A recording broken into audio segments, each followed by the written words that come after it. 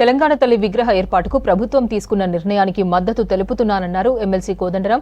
మన పోరాటాలకు, సంస్కృతికి, త్యాగాలకు ప్రతిరూపకంగా విగ్రహం ఉందన్నారు. తెలంగాణ తల్లి విగ్రహాన్ని నిరాడంబరంగా రూపొందించినందుకు, కళాకారులకు ప్రతిష్ఠిస్తున్నందుకు ప్రభుత్వానికి అభినందనలు తెలిపారు కోదండరాం. తల్లి విగ్రహ ఏర్పాటుపై ప్రభుత్వం చేసిన ప్రకటనకు మద్దతు తెలియజేస్తున్నా.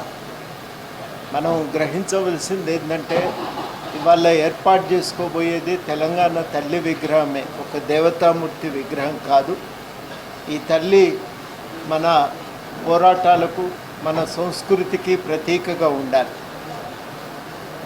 ఆ లక్ష్యంతోనే దాన్ని రూపకల్పన చేయటం జరిగింది.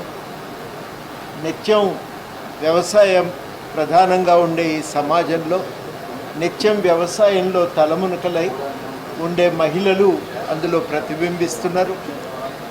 అది తెలంగాణ పోరాటానికి ఒక వారసత్వంగా కనబడతా ఉన్నది.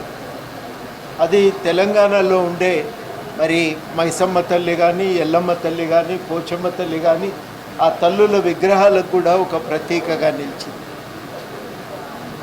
ఒక నిరాడంబరంగా దర్పాన్ని ప్రదర్శిస్తూ ఆత్మగౌరవంతో నిత్య జీవితంలో మనం చూసే మహిళలకు ఒక ప్రతీకగా ఉంది.